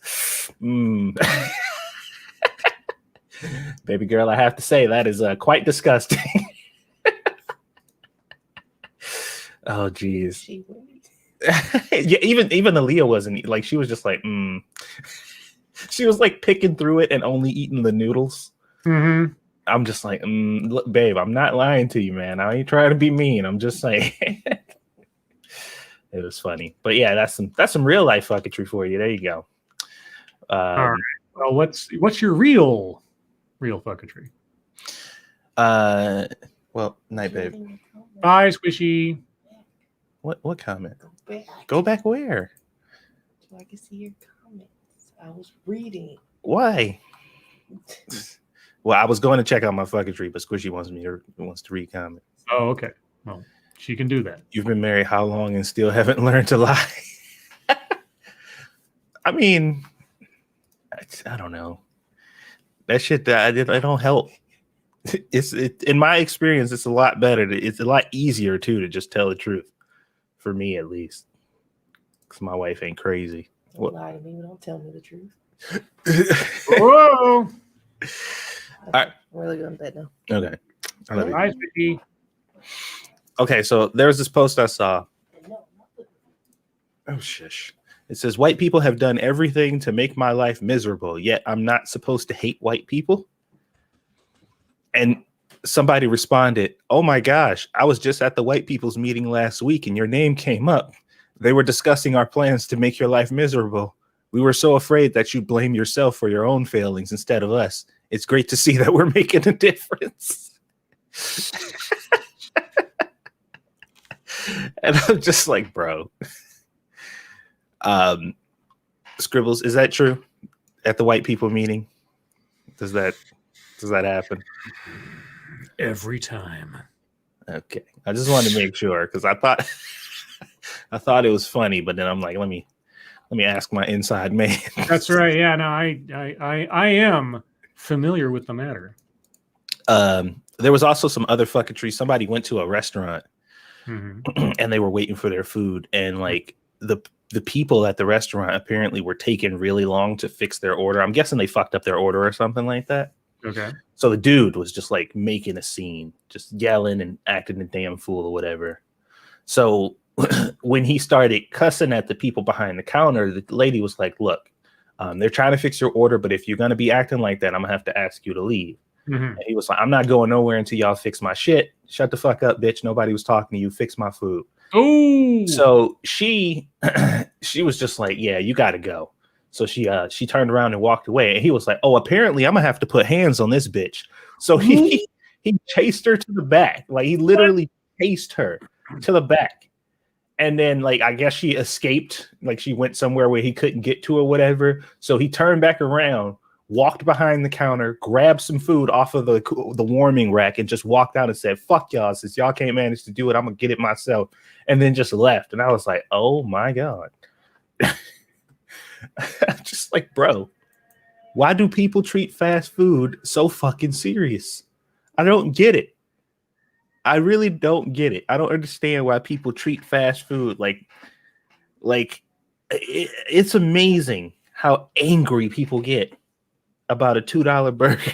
Oh yeah, no, I've seen videos like that forever. You know, people beating up on that didn't get their fries or whatever else, or you know, you didn't give me the right cheeseburger or what the hell it is, or where's my chicken, and just like, what the hell? I mean, it's a completely different different world for me, mentality. I don't get it. It's like, I mean, don't get me wrong.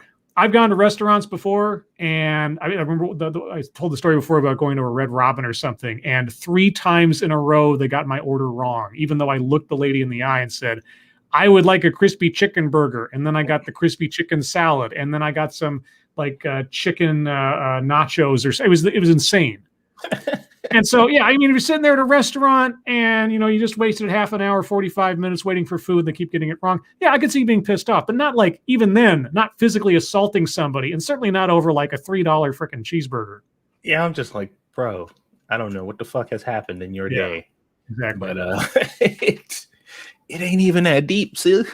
And like, people are, man, I had just saw something about a restaurant over here where somebody had pulled up to the drive-thru, and they were pissed off about something, and I guess they got handed their food, and they spit on the dude in the window.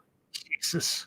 So the dude in the window ran through the fucking dining room, jumped over the counter, ran to his car, got a gun, and started shooting at the dude who spit at him running away. And I'm just like, oh my God. Real quick, thank you, Dark Resurrect. After I worked in fast food, I have become much more polite to the workers. I mean, I wasn't mean before, but I get less irritated. Well, this goes back to something I've said for years now. I think that everybody, like as part of your high school or something or whatever, everybody should work retail at least once in their life. 6 months, a year, something. Just long enough that you understand what it means to be in a service position, to be behind the counter, to have to deal with customers, good, bad, and otherwise. I think it makes you a better customer going forward. It doesn't mean that necessarily you have to completely let go bad behavior on the part of somebody working at a place, but I think maybe it will at least increase your sympathy for someone who has to be in that position.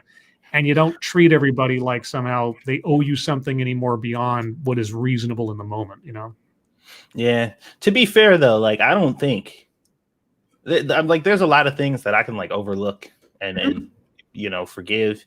But like, if you spit on me, I cannot promise that I won't try to kill you. No. Like I say, no. Within reason, Yeah. if you could see that, like, I remember it was a couple of years ago. I go to the same Starbucks every morning when our office is located at a specific place, and I got to know the people there and everything. And I walked in, and the manager was there, really nice lady, and immediately looking at her face, I knew that she was overwhelmed. And I looked at the counter, and there was only 2 people back there, her and one other person, and this Starbucks was like right next to a big office building. It was always ridiculously busy. And I knew immediately, I was like, people didn't show up for work today. I could tell right away because I'd been in retail. I know what it takes to manage a store with that much traffic and everything. And there were way too few people behind the counter for what was going on. And she was holding it in really good, but she was stressed the fuck out. And I went up to her when I got to my part of the counter, said, hey, I know this is weird. Do you need any help with anything I can do to try, like take out the trash or something or whatever, just to alleviate it a little bit? And she had this look of just absolute gratitude on her face, right? Because, no one else was giving her just the time of day on trying to understand. Everybody was acting like this was a full up staff, and how dare they take so long to get them their drinks and all this other stuff. And I was just like, I was just practically horrified for this lady. Because I knew how nice she was, I knew how good a worker she was, and a great manager. And she's just one person. And I ended up rolling out the trash for them, taking it out to the thing and everything else. And she's very grateful. But you could just see, like, it really sort of depressed me that out of everybody that was coming in here, all these professionals, all these people talking about everything, nobody was extending them any leeway. They needed their coffee right now. Why is this taking so long? I was like, for fuck's sake, can you not see the reality? No, they couldn't see more than about a foot in front of their own business. Anyway, so yeah, that kind of stuff. I'm a little, I'm an evangelist on the idea that everybody should have to work retail once. Everybody should have to be in the worst position possible to have some kind. This is one of those instances where I say that learning empathy would be a good thing for a lot of people. This specific situation, yeah.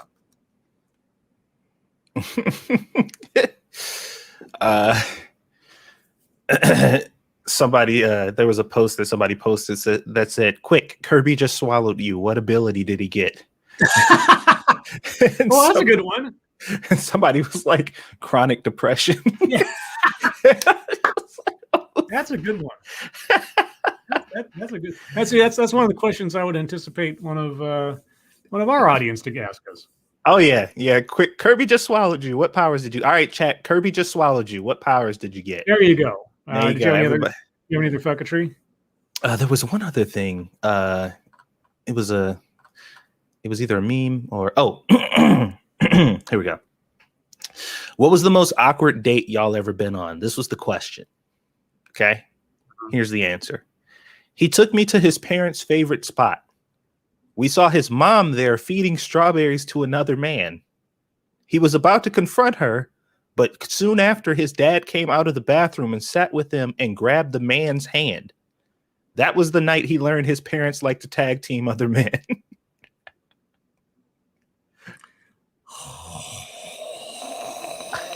Okay. And I was just like, bro. Damn. That's when you just go to fuck home and mind your business. Like, you know what? Alrighty then.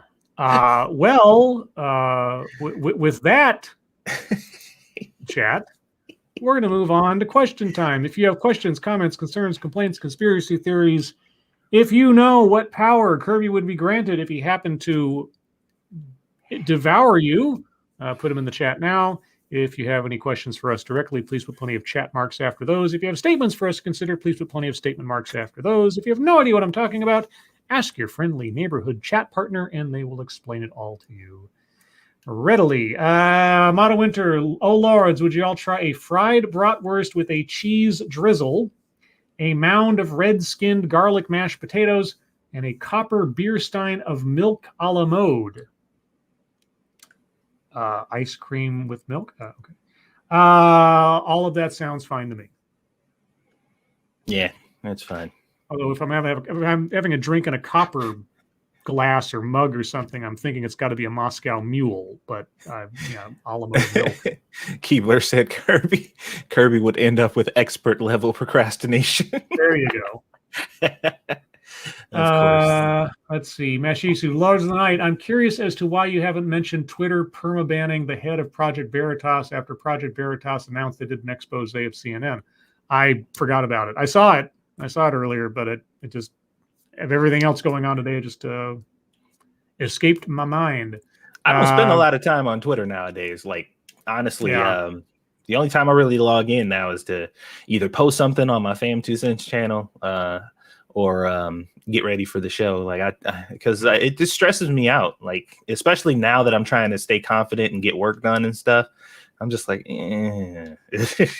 I just, between work and everything else and all the other stories, I just get sort of overloaded. But yeah, I saw that. Twitter shouldn't have done it, just like with anybody, short of somebody committing a crime or doing whatever else. Everybody should have the opportunity to say what they like. Freedom of speech is freedom of speech. So yeah, I don't know what their official excuse was for doing so, but unless it was something, and I couldn't say, unless it was something ridiculously egregious or something, they shouldn't have had their account banned. Let's see. Red Dirt Runner, Lord's Power is you can take on the attributes of a D&D character class, but you will now have a DM directing your life encounters. No, fuck no. No. Unfortunately, and I know that there are good D&D DMs out there, but my direct personal experience with D&D DMs, almost to a 1. There was at least one exception, but almost to a 1. It was really bad, and I would not trust a DM to direct my existence, even if I had the powers of a drow rogue. I just wouldn't do it. Frosted Glass Satsu, for your hippo's name, may I suggest either Squippo or, to be more weeby, Hipposhima. Hipposhima.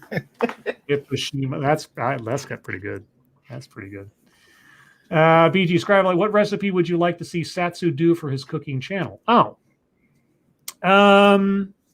Beef stroganoff. Yeah, I don't think I've done that. Yeah, I like beef stroganoff. I like well-made beef stroganoff. It's the first thing that came to my mind because I went to the store the other day and they had a beef stroganoff mix of something, but I didn't pick it up for some reason. And yeah, So from scratch beef stroganoff, right? You Yeah. don't want me to go buy a box of no. Like you would cook beef, you make it. You know that? No, not a box. Okay, then yeah, I Because you know what? anybody can do that. This would be like it's at the Satsu beef Satsunoff. Whatever. Sensible. Because you've already done chicken divan, Mhm. even though you used the wrong mayonnaise. Man, look, I can't buy a jar of that shit respectively and keep You're it in my still. house. I forget. Did you ever do chicken vermouth? No, because I don't know where to locate vermouth. Okay, well, it's a pretty common cooking wine, but anyway, yeah, that's the other recipe of my mother's that you still haven't done yet. But yeah, if the vermouth is it shouldn't be that tough to find. It's pretty. I think it's pretty. Isn't that pretty common, guys? I mean, it's not something that you'd like just sort of like.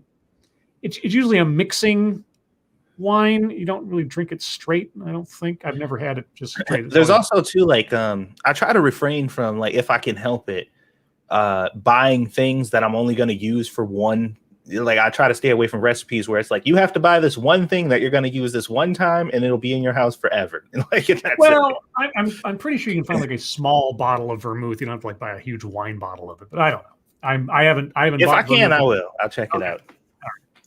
Let's see. And the chat jumped. I might have missed a question or two. Mr. Yes, Lords of the Night. Fuck, marry, or kill Meryl Streep, Bette Midler, or Scarlett Johansson. Well, let's see. On the basis that I'm going to get 50% of everything they have upon divorce or inherit since they're old, I'd probably. Let's see. I'd marry. God, this is a tough one. I'd probably marry Meryl Streep because I'm a gold digger like that. Kill Bette Midler because she's annoying, and fuck Scarlett Johansson. I agree. All right, that's my assessment, I guess. Isn't Scarlett Johansson like married to a shipping magnate or something now, or something like that? I don't know. Let's see, Mr. Yes, Scribe, any plans to travel around the world to take a real vacation from Lawton? A real vacation from anything? Travel around the world, not in the near future. A vacation of any kind is rough given my work circumstances. So, short answer, no. Travis Gardner, Lords, why do the bad guys always have the best uniforms? Because God is all powerful, but the devil's a better dresser. There you go. I've been saying that since I was a teenager. The good guys are always good, but the bad guys always have a little bit of mystique to them that makes them attractive in their own way. Let's see. Scribelight, when is the next time you're going to have a guest? I think I found a new question to ask every guest. Well, the only one I have planned right now, granted everything lines up, is next Tuesday. Sister Scribe will come on. Other than that, couldn't say. I mean, Satsu can have a guest on too. Nobody likes me. Yeah, I know. I was. You didn't have to say that. I was trying to be supportive. Whatever. Red Dirt Runner, Lords, would you want to have the body of a Greek god but have a 1-inch member, or be morbidly obese but have a 13-inch one? I'm happy with the way I am. I'll just put it that way. I have the best of. Well, I don't have the body of a Greek god, but I'm not morbidly obese either. So I'll take the obese one, just because I can lose that weight and still have a giant dick. Yeah, okay, that's true. I'll give you, unless it's permanent, unless that's the curse. It's like you can't get rid of it. As you lose weight, your dick shrinks. No. Let's see. Motto Winter, Scribe, did you assist Dogcat Fox in the disposal of Professor Billy Hillsdale, lead researcher of Moonian anthropology? Lunarian is what you colonizers call them. The disposal of Professor... No. I'm not a hit squad. Neither is Dogcat Fox. Sorry, that's Satsu's hippo does that stuff. I feel like Mata might be a moon activist. I'm wondering. I wonder if Mata lives on the dark side of the moon is plotting. Uh-huh. Dr. Kiev, Satsu, what about Squishy as a guest? Well, we haven't had Squishy on in a while. I don't know, but her work schedule is kind of wonky for this. So Yeah, I don't know. There's never really a good time for that. I mean, there are some days where she is off or whatever, but most of the time she just would just be wanting to chill out. I might get her to sit in for a little bit. We'll see. Logic, does Sister Scribe know she'll be guested on Satsu's birthday? I forgot about that. Do you want to switch nights? Oh, yeah, well, yeah, we can. What day does my first birthday fall? I don't even know. It's Tuesday, I guess. I don't even know. I had just remembered that my birthday was coming up like 2 days ago. No. Yeah, that's on a Tuesday. Yeah, we can switch. I didn't even think about that. Okay. Well, then we'll figure that out. Okay. Maybe I'll just let's see. Tell you what. How about I do Wednesday, Thursday? So you take Monday, Tuesday. I'll do Wednesday, Thursday, and then you take Friday. All right. Monday might be a little bit. Yeah, I got stuff going on Monday. So tentatively, let's see who else. Attack Alpaca. Have you two registered for the vaccine? I haven't yet. It's not. I don't qualify yet where I am, so far as I know, and I'm probably gonna. This is one of the things. It's like I'm not an anti-vaxxer. I've had vaccines since I was a kid, but I'm still a little. I keep hearing about they have to recall this one or this one. It has a new version come out that is this, that, and the other, and on and on. I'm kind of like, yeah. That reminds me of a post I saw. It said people getting vaccinated out here, like, quote, I did my research, and they're like, fam, you are the research. And I know, and I'm not buying into tinfoil hat stuff. It's just as far as I'm concerned, it's just a reasonable amount of caution.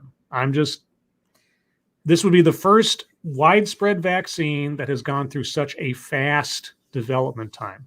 Most vaccines, on average, go through 10 to 15 years of creation, trial, monitoring, the whole 9 yards until they're released.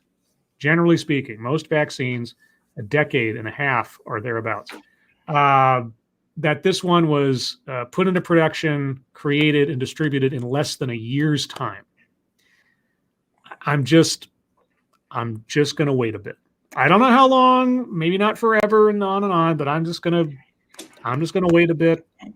That's all. I'd feel more comfortable with that. It's not me saying don't go get vaccinated or anti-vax or anything. Just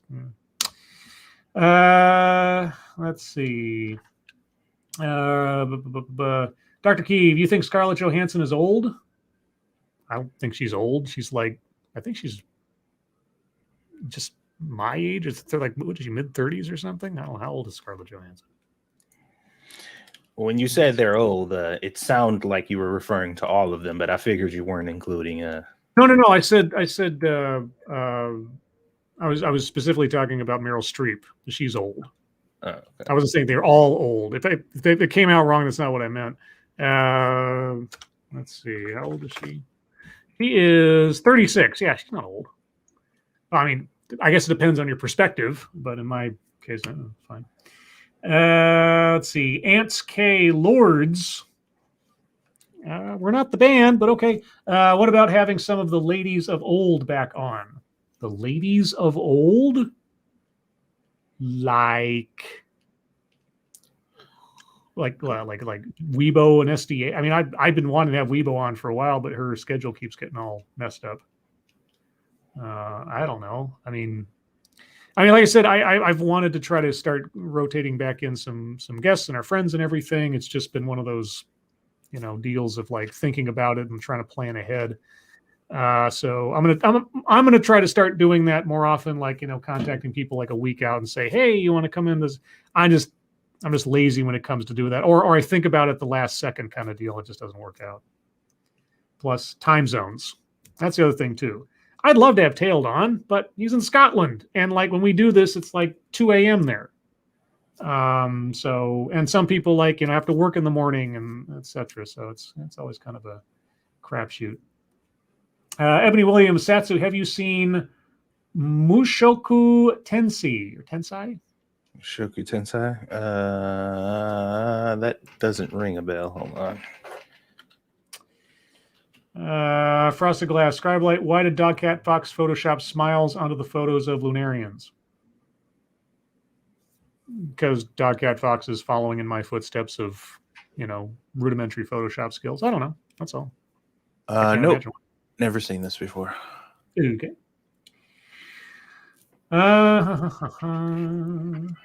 Let's see. Zabla says, I am an old lady. An old lady? An old lady. Oh, okay. I generally, in present company kind of thing, I usually don't ask women their ages. Like, unless they want to tell me. Okay. But for, trivia purposes, I'll look up a celebrity's age, whatever. Do Advocatus Diaboli, LOL, 14 of those years are just repetitive testing to make the Fed money and not much else. Okay.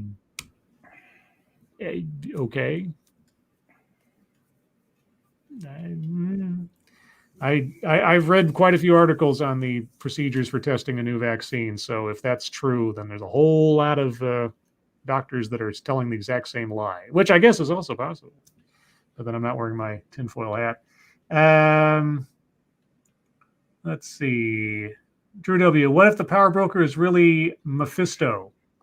Okay, now that'd be mixing, comic books real quick. But I mean, I'll take anything other than surprise. It was Sharon Carter all along. Like, no, don't do that. Don't do that. A couple of theories have been floated. So first off, the best one would be Arnhem Zola. That'd be the best one because that character was in The Winter Soldier and ties in heavily to the backstory of Bucky and Captain America in the MCU. That'd be a perfect sort of character to throw in there and bring them back because, he's effectively immortal. The other one that was floated is the leader, because if you watch the Incredible Hulk movie, which has, the wrong actor, there was the implication there that Samuel Stearns, the character Samuel Stearns, who eventually becomes the leader, was having his origin story take place there at the very end of that movie. So that would be a good way to introduce that character back into the continuity, since he was basically left behind after that movie. But I would prefer Zola because Zola actually has a direct connection to the characters in this iteration of the storylines. And it makes the most sense to me. Plus, he was involved in giving Bucky his super soldier powers to begin with. So having Zola be the guy that gives people superpowers would make the most sense. Are they going to do that? Like I say, at this point, I can only hope, but I don't have a whole lot of... My hope is not that intense, given what they did with WandaVision. So we'll see. Ebony Williams, my lords, can you offer words of comfort for approaching 30? I'm 28. Words of comfort. I mean, I'm almost now 42. So 30's a great time to be alive. I don't know. UBI. Yeah, it's one of those things that becomes truer the longer you live on, I guess. Age, to a certain extent, really is all in the mind. Now, when your knees start to crack when they didn't crack before, and when your body starts giving out and everything, that's a different story. But as far as your attitude and your interests and everything else, I don't know, do whatever you want to do. There's no rule book that says you have to completely change as you get older. I mean, God knows I'm still a irresponsible child to a lot of ways. Let's see. Peter Silent K is 3 have you guys spoken to Monkey much since he left the show? Directly, no. I've been on his channel like twice since then, and we've exchanged a few messages here and there, either through Twitter threads or DMs, but no, not a whole lot. I mean, yeah, I've messaged him a few times and talked to him. Otherwise, not a whole lot. Yeah, not because of like any animosity or anything. It's just like, well, to be honest, if there's anything we have left to say to each other at this point, after 4 years, if something's going on, I can pretty much guess what he's going to say about something. So Yeah, like but occasionally, I'll check in and say, how are the grandkids, that kind of stuff, and that's fine. Mr. Yes, take a vacation around the world. I wouldn't want to go around. I'm not a traveling man, so to speak. I don't really travel unless either I'm going with someone to a specific place or I'm going somewhere specifically to meet someone. Traveling just for the sake of traveling doesn't really occur to me. I'm very much a homebody. So I have every desire to travel to places where I know I can meet someone, like, my YouTube friends and everything. But otherwise, I don't really have the wanderlust, so to speak.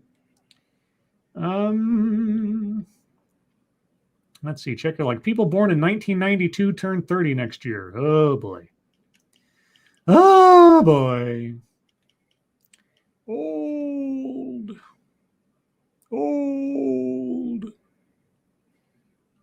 I was born in 90, so Shut up. Let's see. Drew W. wasn't the leader in the Fantastic Four.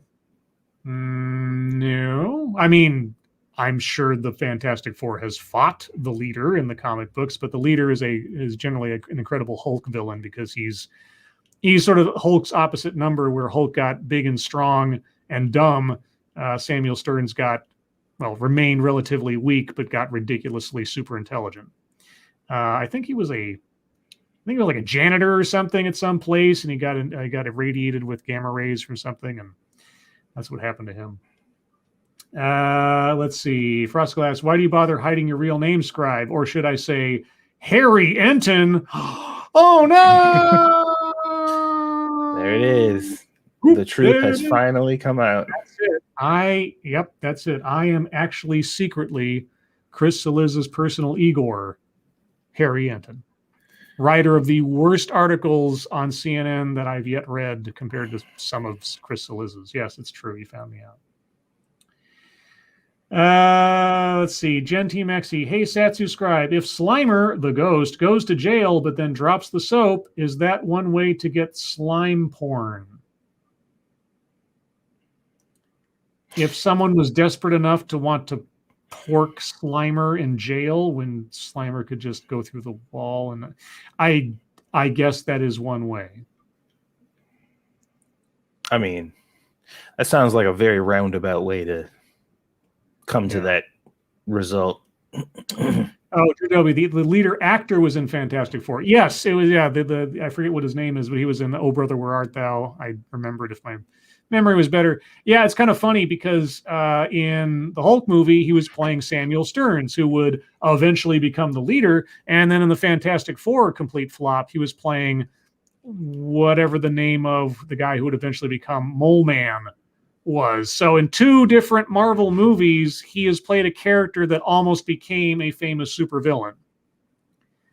Pretty poor track record, honestly. But hey, maybe he'll try again, or maybe they'll hire him again and play the character that he did. If they bring the leader back in, if they hire him and make him Samuel Stearns and make him the leader, hey, some kind of continuity. But I bet if they bring that character in at this point, they'll probably recast him. Might as well. Tim Blake Nelson, right? Thanks for asking, Glass. Yeah, Tim Blake Nelson. Let's see. Check your logic. Fuck, marry, kill. Daphne Blake, Jessica Rabbit, Red in Tex Avery. Oh. I'd kill Daphne because she's annoying. Marry Jessica Rabbit because that is a loyal woman right there. And fuck Red in Tex Avery cartoons. You're too good at this because I agree again. I wouldn't want to have anything to do with Daphne. Ugh. Nope. She is fairly annoying in almost every iteration.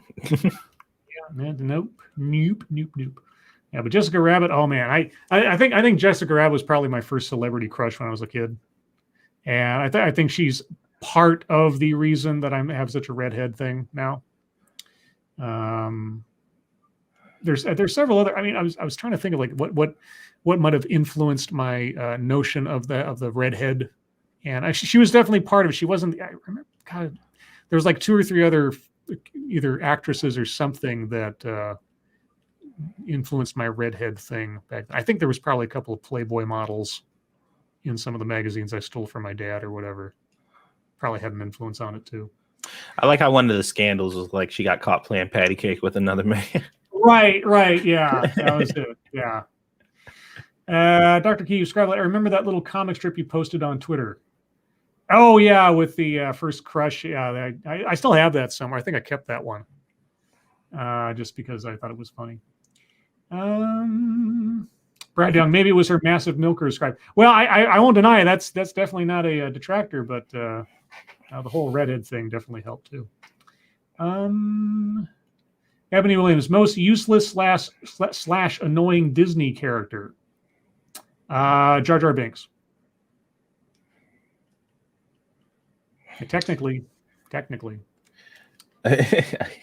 I guess that is technically. Real quick. Thank you, Circa Zero, for the Dog Cat Fox dancing kabuki, I think. I can't see that on the screen, unfortunately, but that's what it is. Dancing Dog Cat Fox. Maybe he's trying to compete with Hipposhima. No, he can't win in weed prowess. Okay. Let's see. Frosted Glass, you are the ruler of your own nation. What do you put on your flag? Oh, Dr. Pepper. It's just like that. Well, the little swoop symbol in between the letters, that would be like the flag. Yeah.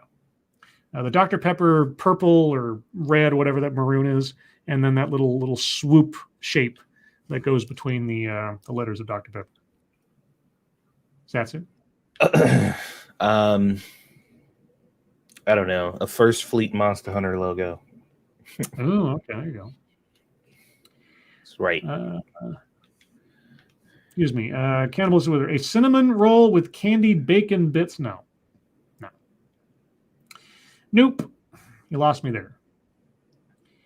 Honey glazed ham with cheese served on a croissant and a mug of Irish up espresso. Well, I don't drink coffee, so that's a no. First part's a no. Honey glazed ham doesn't sound terrible, but yeah, I'd probably have to say no to the whole deal. Why y'all always trying to give people a heart stroke? That's like, here's something that's going to clog your arteries the second you look at it. Okay. Yeah. Uh-oh, I think I got a donation from somebody. Hold on, I need to open up the Oh yeah, you got your Streamlabs. You got to look that up, dude. Well, I mean, I don't even think I've gotten any donations through Streamlabs since Monkey, like during your stream, you know. No. Like I don't recall. Well, no, maybe some came in. I don't be thinking about it. I'm assuming it's Circus Zero, because Circus Zero says check your Streamlabs. Oh, well, thank you, Circus Zero. That's who sent it then. I saw the Well, it might be a message too, you know. Well, I'm trying to bring it up. Mr. Yes, any plans to have Satsu and his family on the moon? Oh, they can be on the moon if they want. You know, family's family, Mikasa Sukasa. Buy a dinner for you and the family on me. Oh, all righty. Thank you so much. I will do just that. Maybe it'll be beef stroganoff. You mean if you're going to buy the ingredients and make a video of it? Yeah, I mean, right. Well, at this point, anything that I've never made before, it is a given that I'm gonna. If I'm going to buy the food, I'm gonna make a video for it. All right. And I'm gonna do some research. I'm gonna find a store near you that sells vermouth. Vermouth. All right. Well, hell, I mean, check out Sam's Club. Sam's Club, they have to have vermouth. Come on, it can't be that rare. Like Ohio just doesn't have vermouth. Doesn't make any sense. Mm-hmm.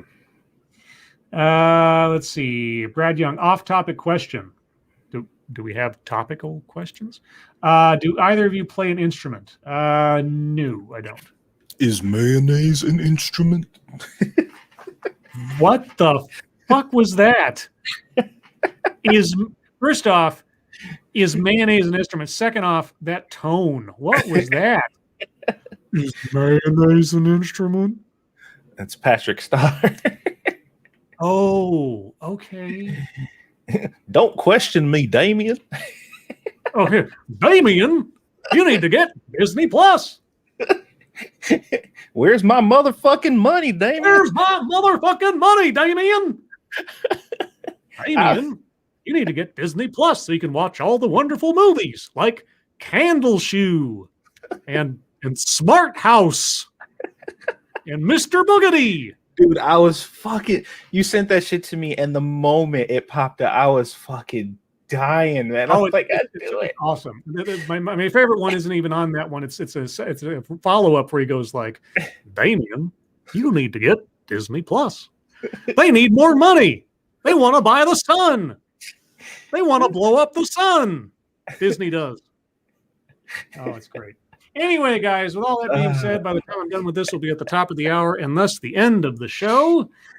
Oh, boy, that was a ride. Hope everybody had a good time. Satsu, you got anything going on after this? More work, of course. All right. As for myself, again, more likely than not, I will have something to say about the next episode of Falcon and the Winter Soldier tomorrow morning. Can't give you a specific time, but keep an eye on Twitter. And, of course, if you do miss it, it'll be there in perpetuity on my channel. But also, be sure to check us out tomorrow night on Satsu's channel at 6 p.m. Pacific, 9 p.m. Eastern for the next episode of the Lords of the Night. Everyone, thank you so much for joining us. Moderators, thank you for keeping an eye on things. Even though everyone is so well behaved, there's very little for you to do. Everyone who donated, thank you so much for your generosity. I really do appreciate it. I was going to say something else, but it has escaped me. So, Satsu, thank you for joining me as always. Yep.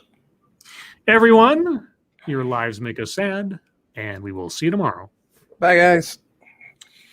And taking out my copy of Screw the Roses, Send Me the Thorns, the romance and sexual sorcery of sadomasochism. Sadomasochism. Damien. Well, today's secret word is naughty. Oh. As in the Naughty, naughty. Oh. Damien. The word is naughty. Oh, yeah. Oh, yeah. Oh, yeah.